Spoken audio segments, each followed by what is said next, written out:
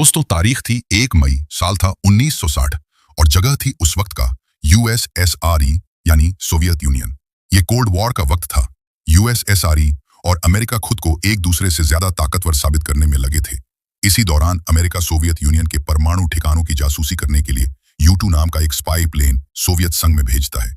उस वक्त ये प्लेन धरती से 70,000 फीट यानी 21 किलोमीटर की ऊंचाई पर उड़ सकता था। अमेरिका को पूरा भरोसा था कि इतनी ऊंचाई पर कोई रडार उसे पकड़ नहीं पाएगा, ना ही इतनी हाइट पर कोई मिसाइल उसे गिरा पाएगी। लेकिन सोवियत संघ किसी मामले में कम थोड़ी ना था। इतनी ऊंचाई पर उड़ने के बावजूद सोवियत संघ के एंटी एयरक्राफ्ट सिस्टम ने उसे डिटेक्ट कर लिया और उस पर SA-2 सैम मिसाइल दाग दी। एयरक्राफ्ट पर मिसाइल अटैक होते ही U-2 के पायलट फ्रांसिस गैरी पावर्स ने पैराशूट के साथ उससे छलांग लगा दी। सोवियत आर्मी ने पावर्स को जिंदा पकड़ लिया। मामला सामने आया तो अमेरिका ने झूठ बोल दिया कि ये तो मौसम की जानकारी लेने वाला वैज्ञानिक विमान था, मगर यूएसएसआर ने एयरक्राफ्ट का मलबा दिखाकर और पायलट को दुनिया के सामने पेश करके पूरी दुनिया के सामने अमेरिका को नंगा कर दिया। अमेरिका को अपने जीस U-2 विमान पर इतना भरोसा था, यूएसएसआर ने उसकी सारी हवा निकाल दी। पूरी दुनिया में अमेरिका की बेइज्जती हो गई, मगर अमेरिकन भी हार मानने वाले थे नहीं।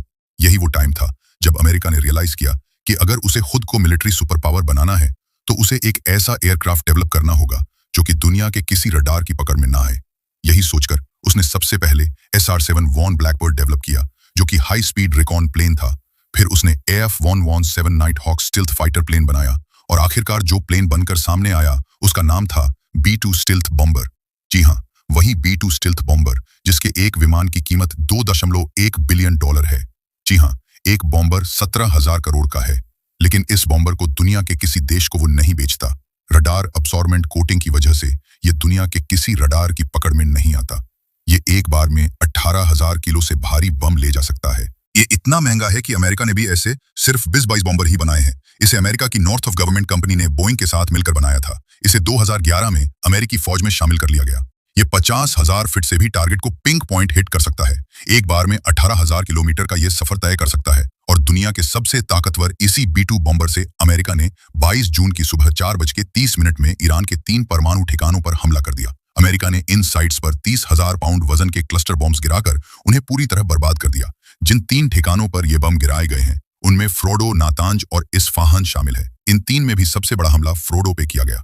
नातांज के बाद फ्रोडो में ईरान का दूसरा सबसे बड़ा यूरेनियम प्यूरिफिकेशन प्लांट था। ये प्लांट एक पहाड़ी के नीचे 295 फीट की गहराई में था। यही वजह थी कि इजरायली मिसाइल्स ने नातांज और इस्फाहान की न्यूक्लियर साइट्स पर तो हमले कर दिए थे, लेकिन फ्रोडो के प्लांट पर वो चाहकर भी हमला नहीं कर सकते थे।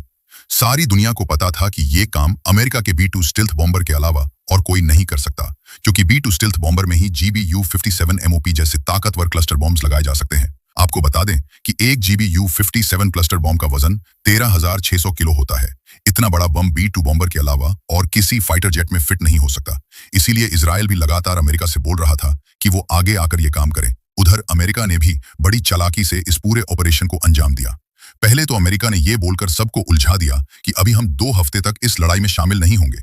फिर उसने नॉर्थ कोरिया के पास अपने एयरफोर्स बेस पर कुछ एक्टिविटी की, जिससे कुछ लोगों को लगा कि अमेरिकी बॉम्बर यहां से उड़ान भरेंगे। फिर लोगों को लगा कि शायद वो भारत के साउथ में हिंद महासागर में स्थित डियागो ग्रासिया एयरबेस से अमेरिकी बॉम्बर आएंगे, लेकिन अमेरिका ने वो किया जिसकी किसी को उम्मीद नहीं थी। B-2 बॉम्बर्स ने ये उड़ान सीधे अमेरिका के मेजरी एयरबेस से भरी। मेजरी से ईरान तक आने में इन बॉम्बर्स को लगभग आधी दुनिया कवर करनी पड़ी। खबर है कि कई घंटों की उड़ान के चलते हवा में ही इसमें फ्यूल भरा गया है। इजराइल ने वैसे ही कई दिनों के हमलों में ईरान के एयर डिफेंस सिस्टम को खत्म कर दिया था। वो दावा कर रहा था कि ईरान के एयर स्पेस पर अब हमारा कब्जा है। बस फिर क्या था, 22 जून की सुबह ये बॉम्बर्स सिर्फ कुछ ही मिनटों में नातांज, फ्रोडो और इस्फहान पर क्लस्टर बॉम्ब्स गिराकर चले जाते हैं। आपको बता दें कि जो GBU-57 क्लस्टर बॉम्ब्स इन साइट्स पर गिराए गए हैं उन्हें न्यूक्लियर बॉम्ब के अलावा दुनिया का सबसे ताकतवर बॉम्ब माना जाता है। ये अर्थ पेनिट्रेटिंग बॉम्ब है, यानी ये धरती का सीना चीरकर उसके नीचे कई 100 फीट तक टारगेट को हिट कर सकता है। अमेरिका ने इसे खास तौर पर बना इसलिए था कि ईरान, नॉर्थ कोरिया जैसे देशों के अंडरग्राउंड न्यूक्लियर फैसिलिटीज को हिट किया जा सके। इस एक क्लस्टर बॉम्ब का वजन 13,600 किलो है, लेंथ 30 फीट और ये 60 मीटर तक मोटी कंक्रीट में घुस सकता है। ये इतना हैवी होता है कि B-2 स्टिल्थ के अलावा इसे किसी और एयरक्राफ्ट से गिराया ही नहीं जा सकता। अमेरिका ने फ्रोडो साइट को बर्बाद करने के लिए इन्हीं बॉम्ब्स का इस्तेमाल किया। ट्रंप ने तो अपने स्टेटमेंट में ये क्लेम किया कि हमने इस साइट को पूरी तरह बर्बाद कर दिया है, मगर ईरान का कहना है कि हमले तो हुए हैं मगर इंफ्रास्ट्रक्चर में कोई लीकेज नहीं हुआ है। यह भी क्लेम किया जा रहा है कि ईरान को पहले ही पता था कि अमेरिका यहां हमला कर सकता है, इसीलिए उसने तमाम जरूरी चीजों को यहां से पहले ही मूव कर दिया था। फ्रोडो के अलावा नातांस और तीसरी साइट पर यूएस ने टोमाहॉक क्रूज मिसाइल्स का इस्तेमाल किया। ये इतनी नीचे उड़ती है कि दुश्मन के राडार की पकड़ में नहीं आती। कुल मिलाकर अमेरिका के इस सरप्राइज अटैक ने पूरी दुनिया को हिलाकर रख दिया। अमेरिका का कहना है कि हमने इस हमले से अपने टारगेट अचीव कर लिए। ईरान की भलाई इसी में है कि इसके जवाब में वो कोई और हमला न करे, लेकिन ईरान मानने वाला कहा था। ईरान ने इस हमले के फौरन बाद इजराइल के 14 शहरों पर अपनी सबसे ताकतवर मिसाइल से हमला कर दिया। इन हमलों में तकरीबन 100 इजरायली जख्मी हुए हैं, कई इमारतें तबाह हो गई हैं। ईरान का सरकारी टीवी ये दावा कर रहा है कि ये वार शुरू तो अमेरिका ने की है, लेकिन इसे खत्म ईरान करेगा। मगर सवाल यह है कि ईरान कर क्या सकता है? तो दोस्तों, सवाल यह है कि अमेरिका के इस हमले के जवाब में ईरान आखिर करेगा क्या? ईरान के पास सबसे पहला ऑप्शन यह है कि वो मिडिल ईस्ट में मौजूद अमेरिकन एयरवेज को निशाना बनाए, लेकिन अमेरिका ने पहले ही बहरीन और कतर से अपने एयरक्राफ्ट्स हटा लिए हैं। दूसरा, ऐसा करने में रिस्क ये है कि ईरान इजराइल से तो अच्छे से डील कर रहा है, कुछ मामलों में उस पर भारी भी पड़ रहा है, लेकिन उसने अगर अमेरिकी ठिकानों पर हमला किया तो अमेरिका को सीधे इस वॉर में उतर जाने का मौका मिल जाएगा और वो ईरान के लिए अच्छा नहीं होगा। दूसरी बात, इस बात की भी अटकलें लगाई जा रही है कि ईरान स्टेट ऑफ हार्म्स को ब्लॉक कर सकता है। आपको बता दे कि ईरान की समुद्री सीमा में मौजूद ये वो रास्ता है जहां से दुनिया का 20% ऑयल ट्रेड होता है। अगर ईरान इस रास्ते को ब्लॉक करता है तो पूरी दुनिया में तेल की कीमतें बहुत ज्यादा बढ़ सकती हैं।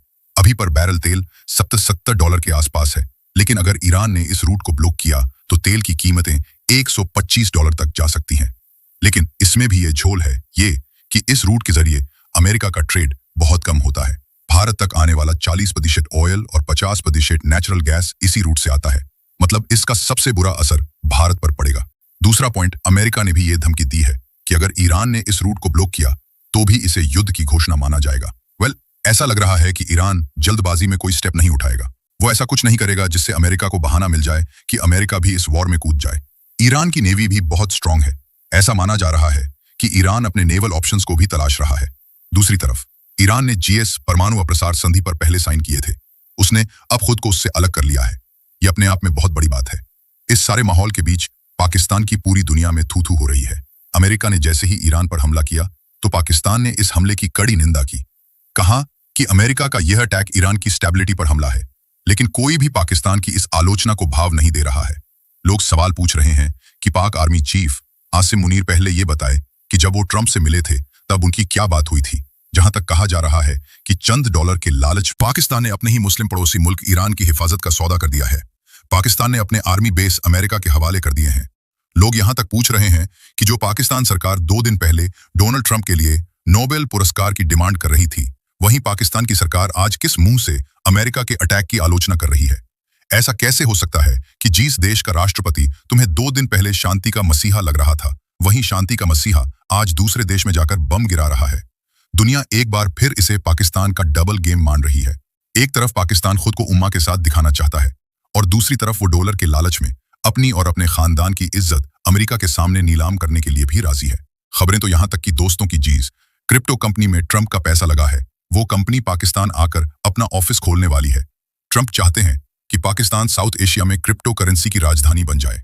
अब समझ आया दोस्तों कि क्यों ट्रंप लगातार मुनीर को बूटियां डाल रहा है और पाकिस्तान का ये फील्ड मार्शल क्यों उसके आगे दुम हिला रहा है। अब समझ में आया।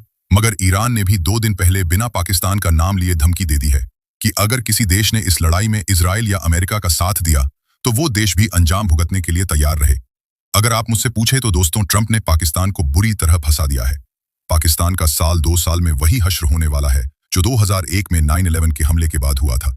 तब भी अमेरिकन डॉलर्स के लालच में वो अपने ही अफगान भाइयों के खिलाफ हो गया था। जिस तालिबान और अलकायदा को वो अपना बताता था, उन्हीं को मारने के लिए पाकिस्तान ने अमेरिकन फौज को अपने देश में अड्डे दे दिए। उस सब का हश्र यह हुआ कि अमेरिका के अफगानिस्तान से जाते ही तहरीक तालिबान पाकिस्तान के खिलाफ हो गया और खैबर पख्तूनवा में आज पाकिस्तान की फौज TTP से निपट नहीं पा रही है।